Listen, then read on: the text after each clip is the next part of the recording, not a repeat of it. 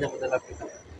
नाही, आम्ही वारंवार तेच सांगतोय या ठिकाणी जे मुख्यमंत्री महोदय किंवा गृहमंत्री जे लोकांना सांगतायत की याच्यात राजकारण शिजतंय, तर मुळात जे अत्याचारी ज्यांच्यावर झालेला आहे, ज्या मुलींवरती त्यांचे पालकच हे सांगताहेत की ही केस दाबण्यासाठी किंवा ही केस न करण्याकरता म्हणजे ते 12 तास ती केस का घेतली नाही, की 3 दिवसानंतर आरोपीला अरेस्ट का झाली, याची कारणच मुळात याच्यात दडलेली आहेत, की किती प्रेशर पोलिसांवर देखील होतं आणि म्हणूनच हे पालकांनी सांगितलं हे याला एक प्रूफ झाला म्हणायला पाहिजे, की कशा पद्धतीने हे प्रकरण दाबण्याचा प्रयत्न केला जात होता आणि त्याचीच चीड म्हणून बदलापूरकर रस्त्यावर उतरले होते.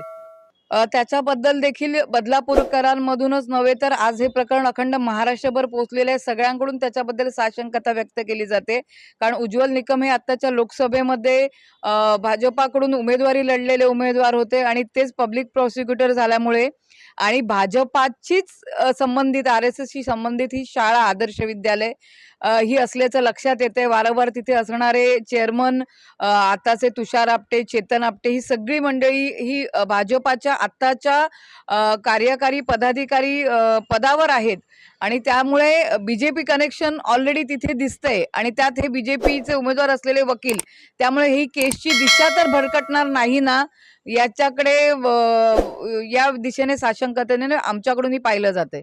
आता त्याच्याबद्दल काय बोलायचं? त्यांनी सांगितलं बाहेरून गाड्या भरून आल्या, अमुक झालं, तमुक झालं, लाडकी लेकचे बॅनर लावले गेले. आता त्याच्यावर स्वतः म्हणजे माझ्याकडे काल बदलापूरमधूनच स्थानिक रहिवाशांनी एक पोस्ट पाठवली. त्याच्यामध्ये असं कळलं, की आम्ही सगळे बदलापूरकरच होतो.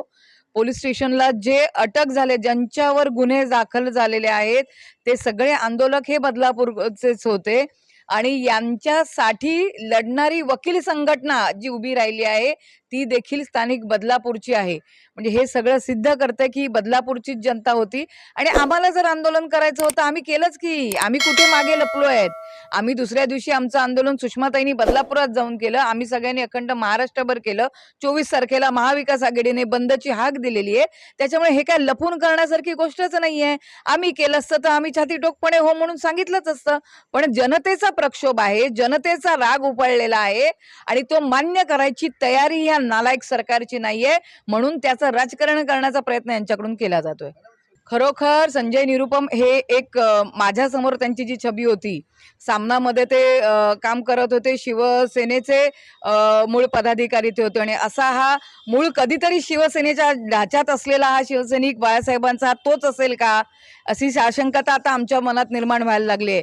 म्हणजे त्या ठिकाणी बदलापूरमध्ये मुलींवर झालेल्या अत्याचारानंतर त्यांची केस न घेणं, 12 तास त्याच्या आईला थांबून ठेवणं, त्यानंतर देखील केस घेताना त्या ठिकाणी अत्यंत वाईट पद्धतीने त्यांना वागणूक देणं पालकांना, त्यानंतर शाळेतले CCTV फुटेज न देणं, CCTV फुटेज नष्ट करणं, स्वतः रस्त्यावर आंदोलक उतरल्यानंतर त्यांच्यावर लाठीचार्ज करणं, लाठीचार्ज केल्यानंतर पुन्हा 300 आंदोलकांवरती गुन्हे दाखल करणं, म्हणजे अशा प्रकारे छळ या लोकांचा केला गेलेला आहे आणि याची तुम्ही कुठेतरी मणिपूरची जोडणी करताय. अरे त्या मणिपूर कधी गेलायत का आपण मणिपूरला? आपण पाहिलंय का मणिपूरमध्ये काय झाले? तिथले व्हिडिओज तरी पाहिलेत का? आज 18 महिने त्याला जवळ-जवळ होतील. काय मणिपूरमधलं काय भयान वास्तव, 2 जातींमध्ये झालेले दंगे आणि त्याच्यामध्ये तरुण मुलींचा गेलेली अब्रू, त्यांची नग्न निघालेली धिंड आणि शेतात पडलेले तरुण मुलींचे प्रेतं. अत्यंत भयान वास्तव त्या मणिपूरचं आहे आणि ते आणि बदलापूर म्हणजे बदलापूरलाही चाललेली न्यायासाठी जनतेचा सरकारवरून, तुमच्या नालायक सरकारवरून विश्वास उडालाय. जनतेला न्यायाची अपेक्षा राहिलेली नाही म्हणून कायदा हातात घेऊन जनता रस्त्यावर उतरले आणि याच्याकडे नीट सहृदयपणे बघायचं सोडून, व्यवस्थितपणे काय चुकलंय ते बघायचं सोडून, कायद्याची अंमलबजावणी करायची सोडून, आपल्यासारखे मिंदे गटाचे प्रवक्ते जर अशा पद्धतीने बेताल बोलणार असेल तर खरोखर तुमच्या बुद्धीची कीव येते आणि तुमच्या अशा वागण्याची चीड येते.